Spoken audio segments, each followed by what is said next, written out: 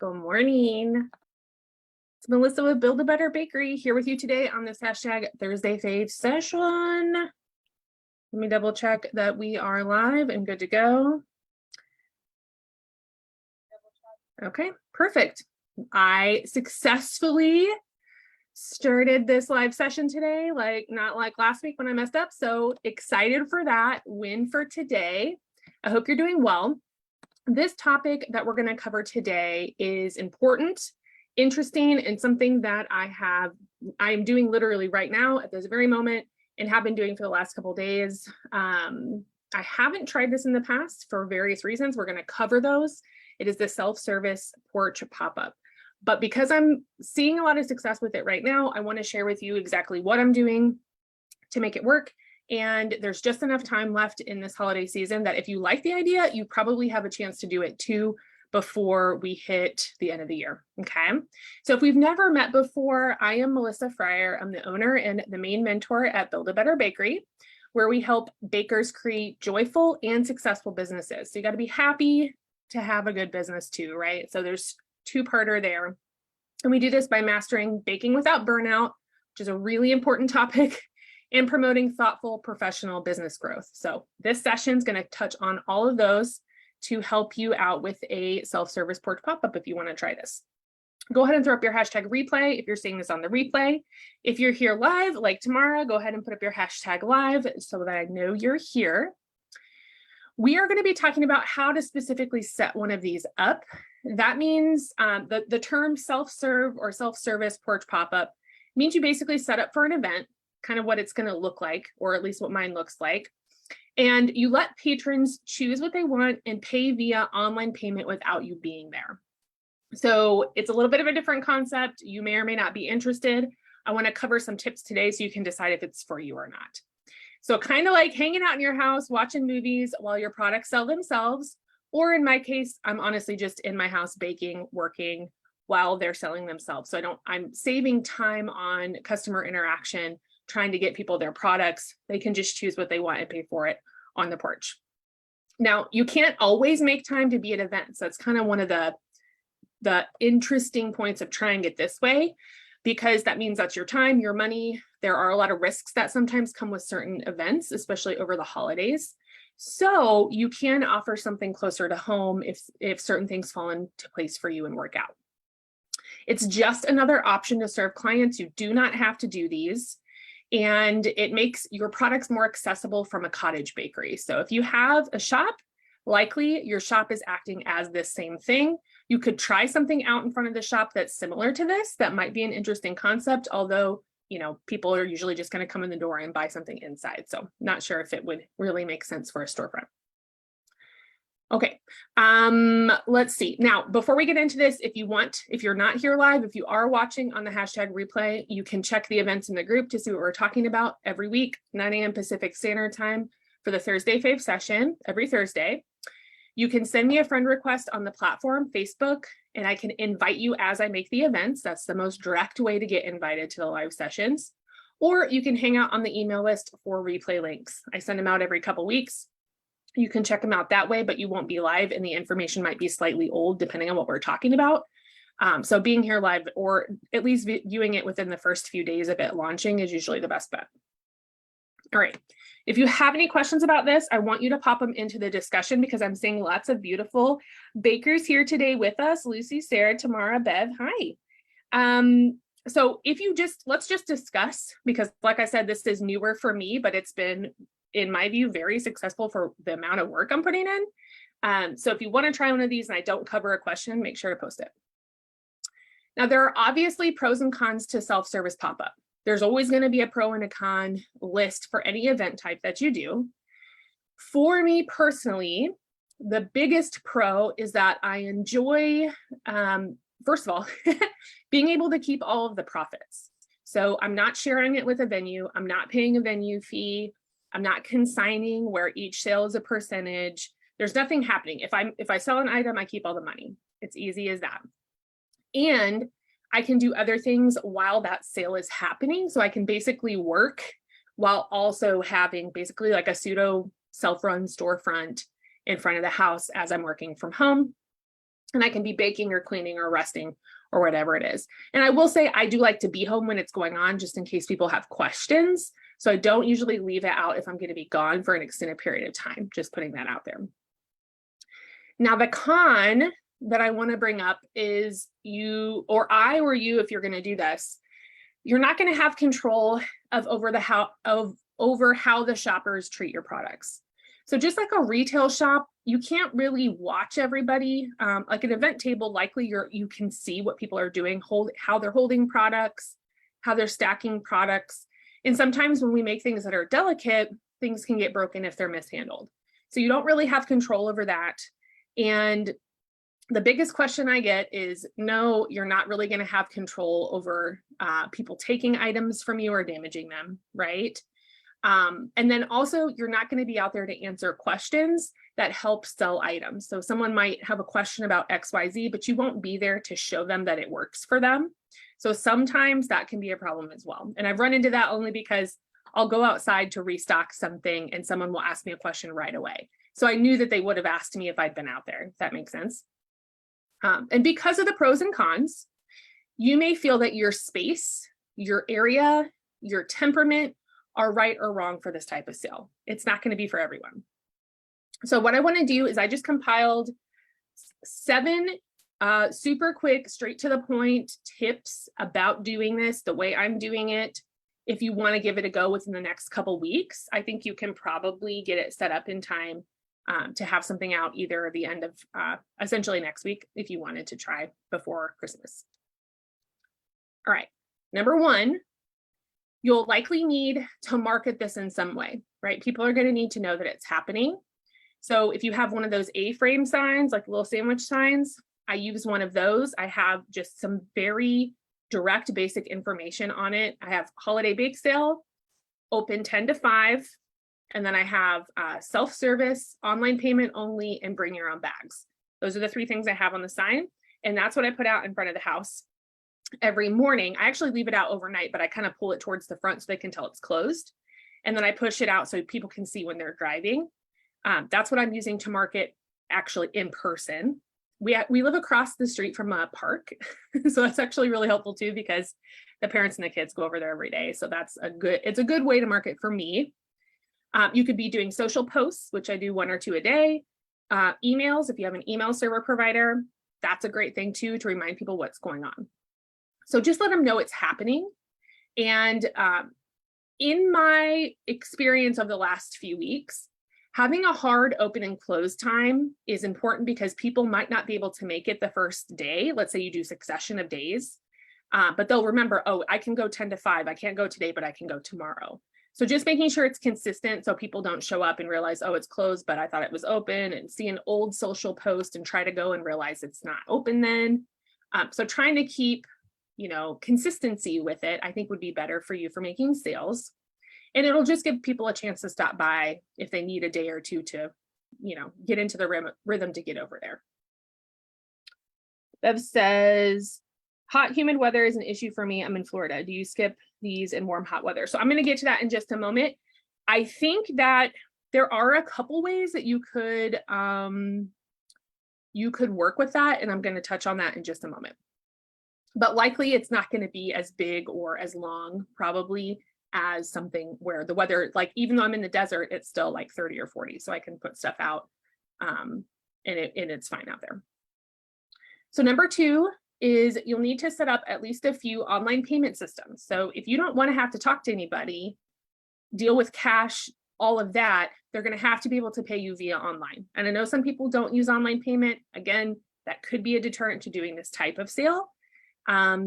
You could just pick one that you feel comfortable with, or I suggest more than one just because people use all different kinds of things. They just need to be able to do it on their own. I have a whole sheet out there. It's in one of those plastic, kind of like those little standing, I don't know what the name is. They hold flyers and things like that. I made QR codes for Zelle. Well, Zelle, I have my name and phone number so they can do the Zelle payment. I have Facebook Pay. I have Venmo QR code. I have Cash App QR code, and I have PayPal QR code. They're all printed out there. So all they have to do is just click and pay. It's pretty simple and pretty straightforward. I know I accept a lot of different things, but I live in a military community with people from all over the world. Some people from certain places don't use certain online payments. So I try to be as accommodating as I can here. You might be able to just do one or two and be good. Another option, which I've had in the past, I don't suggest cash because sometimes that can be a problem if you're not around. But if you do want to take cash, have either a locked mail slot or something set up to where someone can't take it back, or someone come and just take the whole box. So you got to think about maybe if you have one of the door mail slots or something where they can throw it in, that might work. You just want to protect it once they hand it over. So everybody's, safe on the cash aspect. Number 3, you'll need to mark the products clearly. So that might be investing in some stickers, just printing your own stickers, which is what I do. Whatever you need to do, handwriting them out, whatever you need to do to mark the product clearly, to try to answer any questions about what it is, because you're not going to be there, and price. Make sure there's a price on every single product, so nobody has a question about how much it is. Some people think, oh, if there's no price, it's free. That we know that's ridiculous, but that's a thing. So making sure there's prices. You can even have a price list if you don't want to price everything, but I really super suggest pricing everything because people it's easier to do it that way. So if you can do that, that would be beneficial. And I say bring your own bag. You can have bags out there if you want, but in my experience, people don't use them or they just end up like blowing away. So I usually just have people bring their own bags. All right, next, you, of course, will need a porch or a covered area. Doesn't necessarily have to be a porch. Could be, you could put up a little gazebo thing. You could put up your tent, whatever. You need to have a porch or a covered area that's the right size to set up tables and enough room for people to move around to actually look at the product. And then something that's away from the wind, the rain, the snow, etc. So if you're in a place right now where your porch is completely covered in snow and there's nowhere that you can set up, this just might not work, right? You could open your garage, I don't know what your situation is, but any place where you can invite people to come in that's clean and looks good and can have your products in it would work out. Okay, you'll also need to live in a location where the temperature outside will not ruin your product. So to Bev's question, it's hot and humid, and this likely wouldn't be a great idea for her. A couple ways that she could do this, if you wanted to kind of change it up a little bit, is you could have some coolers outside that had a small amount of product in each and just check them regularly and refill regularly. Likely you won't be able to sell as much product. Likely you'll still have to not have certain things out there that are very temperamental. So that could be a way to approach it. Another way to approach it would be to have maybe a QR list or just something out on the front that tells, maybe with photos, kind of like a menu that tells people what you have and you have it inside. They would place an order. You'd have to have either your computer or your phone handy so that when an order comes through, maybe it says 10 to 15 minute wait or something like that on the sign. When an order comes through, you can pack it and hand it out. So you could still be working inside, but when you get the order, you get it ready and go to the front door. So that could be another way to do it.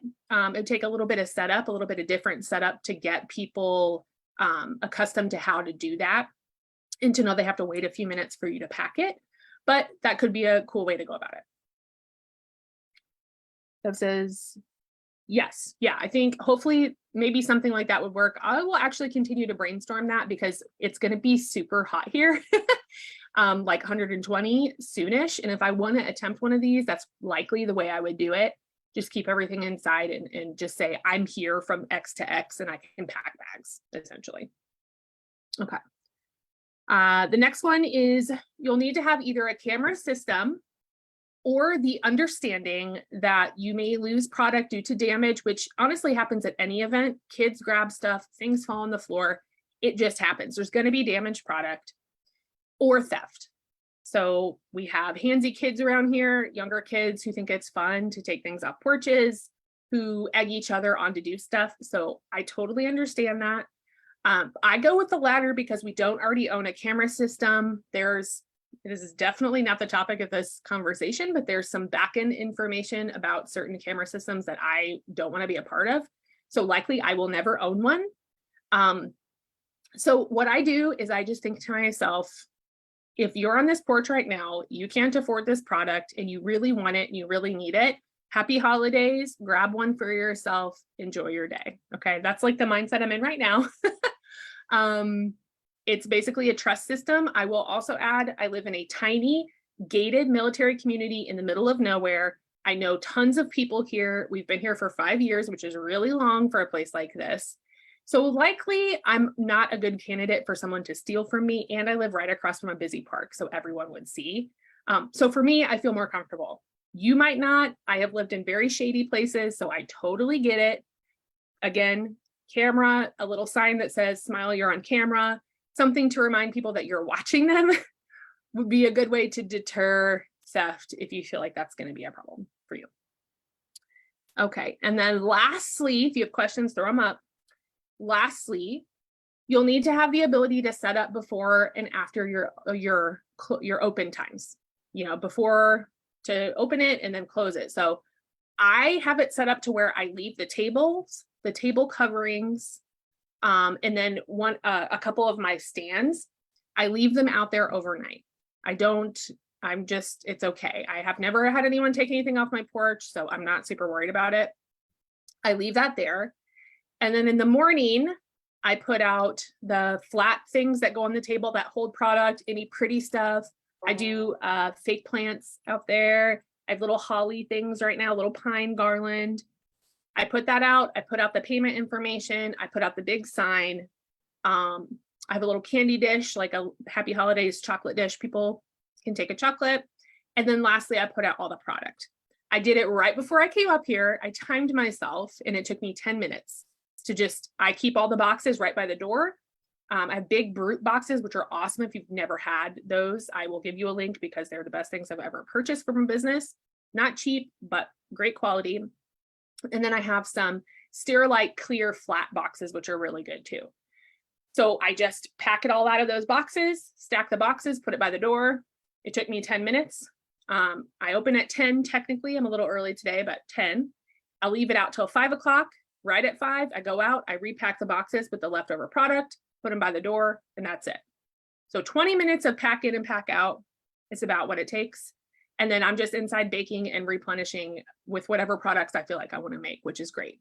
And the other thing I like to do is if I have any custom orders, I just make extra of that. And then I put it out on the table, just like you might do with the storefront. So that helps, you know, get more out there without having to do a totally new project. Okay. Let's see, my Ring doorbell will help. Yeah, Ring. So anything like that, literally just, I would definitely, if you're gonna use the camera as a way to stop theft, I would definitely have a little sign that's just like, you know, smile, you're on camera or something like that, or put a bow on top of the camera or something just to reiterate like, you're not stealing from me today kind of vibe. Hey, Vicky, good to see you. If you have any questions, let me know. Tamara says, what are the best products to use for a pop-up? For me, number one, anything that's going to last out there without refrigeration, that's not temperamental. So for you, that could be lots of different stuff. I don't know what you like to serve. And also I would suggest probably things that have like a little bit of a longer shelf life. So if you normally make products that only last for 24 hours, they have to be served or purchased. Likely that's not going to be a good bet unless you have a lot of foot traffic because you might not sell it and you'll have to throw it away. To be honest, over the holidays, I usually just donate to, you know, businesses that I patron a lot here in my community, to my husband's office, to like girls groups or anyone that's hanging out, has like wine club, I'll donate some stuff. It's basically turning it into advertising at that point, but I would look at shelf life and then making sure that anything is out there is packaged really tightly so that it doesn't dry out really fast or get damaged by the temperatures or what's going on outside. And anything that's really delicate likely might get broken. Like I've got cookies out there. They're like the paint your own big cookies with the images. I've already had to take, I think 2 or 3 off the rack because they've cracked. It could be me moving them. It could be kids grabbing them. I don't know for sure. So just thinking about, you know, how delicate stuff is. If I were you, I would have a mix of savory and sweet if you do a little bit of both, because people like to buy both. So if you had some you know, a couple savory bakes out there. Those would probably do well next to the sweets. Anything that can be a stocking stuffer, like I did a bunch of handmade marshmallows this year. So yummy, first of all, but I put them in a sleeve that's long and slender. So perfect for a stocking stuffer. Anything that can be used the night, like Christmas Eve. So I made peppermint marshmallows to go on top of hot cocoa, DIY cookie kits, anything that can serve a group. Like I did a real big box of cookie dippers. So there's some buttercream in there and sprinkles and a bunch of snowflake cookies, because people are going to be they're going to need stocking stuffers. They're going to need stuff for Christmas Eve, and they're going to need Christmas morning. So any brunch items, biscotti, scones, cinnamon rolls. And this will be closer to next week, obviously, when people are buying for closer to that date. And then likely small gifts. So any small cookies that they can give out as gifts, packaged in a way that they could do that. Anything that's shippable. People are trying to ship to their family and friends. That might be an interesting option. You'd have to package it a certain way though, so I'm not sure how well that would work, but it's something to think about. I put packs of hot cocoa bombs out, just six count variety packs that helps people who want to try one of everything, or who've never had them and they've just been waiting to get some. They're already out there for them. I do like little meringue candies, basically. I did a couple naughty bags this year. So one was coal, it was black and flattened, and another was reindeer poo. So it's brown and it has like freeze-dried corn on it and stuff like that. So fun things for kids to give other kids. Something to make kids laugh and smile, I think would be a good option too. And they're baked hard, so they can't really get smushed or damaged. So that's a good option as well. And I only make a drop in the bucket of what you could be making. I'm going to do some cake jars this week. So they're, sealed, ready to go, kind of snackable items. I'm going to do biscotti, more cocoa bombs, stuff like that this week. And then who knows next week? I don't know yet. I haven't planned it. What do you do with the leftovers? Bev says. For me, there's a couple ways I deal with leftovers. If it's really close to Christmas, I might do like a BOGO, do some kind of sale to get rid of it all. I might contact some of my friends here who run different organizations to see if they would want to purchase like a bulk box of products for their clients or for their employees. What I did last year is I went and set up at, there's like vendor space at our PX, which is basically our department store. And it's the only department store on post. So you can set up tables in the front. I went and set up my table there and I just sold like $2,000-$3,000 in products, got rid of everything but the key was to do it. I had to do it the day before Christmas and the day of Christmas, like the open hours they had, because people are running in there trying to get last minute stuff. That's very common here, likely common where you live too. So trying to do something those days, if you can, would help get rid of it. Besides that, I turn it into an advertising opportunity and I take it to my own events. I mail it to my friends and family. I create gift baskets and do giveaways. Whatever it is, however you feel like you can use it to your best ability to share about your business. If you can't sell it, I think is a good idea. It's not, it's not always the end of the world, because those people likely might order from you starting in the new year and then you now have a new client. So it could be a good way to use it. Anyway, those are my ideas. Okay. All right. So those are the tips. Just making sure they can pay online. They understand it's self-serve, that you're not going to be out there. I give them I know some people don't like this, but I do post my cell phone number so they can text me questions if they feel like they really need to know something and they don't have the information. So my cell phone number is out there on the sign. Consistent succession of days if you can, so people can get a chance to stop by. Having a sign out front so they understand when it's open and what's going on. Just making sure everything is secure. It's not going to get rained on or snowed on or blown around. And the temperature is not going to ruin what you have outside. And then you have a little bit of time to set it up and break it down every day. And choosing your open and close time, totally up to you. I chose 10 a.m. because I didn't want to have to rush in the morning. I like to use my mornings to take care of my house and my kids and my pets and everything that I have going on. So I just wanted to give myself some breathing time before I feel like I really had to have it set up. It's kind of why I did it that way. And then I went until 5 o'clock because that's when people here in this military community get off around 4 or 5 very regularly, and it starts to get dark. So I tried to take it down right when it starts to get dark, but give people a chance to come by and check it out if they're just getting off work. Okay. All right. I'm not seeing any other questions. If you have them, post. I would love to discuss about it. If I can help you get something set up and make some money this season, super cool. I like to post on social with a new set of products, whatever I'm making. I just say, hey, this is added to the table. I've had people come back multiple times already. People love it. So just because they came once doesn't mean they're not going to come back again. I often get DMs about what's on the table. So I just walk out, I pull it from the table, I bag it, they pay me via an online payment over Messenger somehow, whatever they like, and then they come and pick it up. So it's another way to kind of, they see that post, but they need you to bag it. So if you're willing to do that, it's another way to take orders. Right now, I'm posting 1 to 2 times a day on social and emailing about every other day with the new things that are on the table.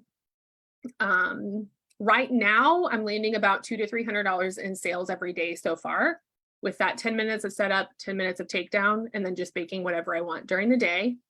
I suspect next week is going to be higher because next week is coming up to Christmas. But to me, honestly, $200 to $300 in sales a day, and I don't have to be out there. It's pretty good to me. I will take it. And for the items I like to keep inside, like some of the cocoa bombs and extra items, I have a link to my website on the sign outside. They can order on my website, and then I just pack it for them and we discuss pickup or delivery. So just having a link to another place they could purchase if you have other stuff would be a good idea too. Okay, that's it today. How many days is your pop-up? So what's interesting is I did an event last weekend. I had product left over. So I did a 1-day pop-up, but it was super successful and people loved it. I mean, I had people on my porch all day, just like laughing and having a great time and buying their stuff. And it was really cool. So I took 1 day off and then I realized, hey, I can do this every day. So I'm actually going to pop up every day I'm home up until December 24th, which is likely every day. I've been changing the hours. If like last night I had to close an hour early because we had a party to go to, that's fine. I just changed the hours on the sign, super easy. So for me, I'm probably going to do it every day. And as long as I have product out there, we're good to go. Okay. Thank you for hanging out. If you have any thoughts about this, if you have any ideas, if you've been doing it and you feel like there's something that's really working, let us know. Or if you have this doesn't work, don't do it.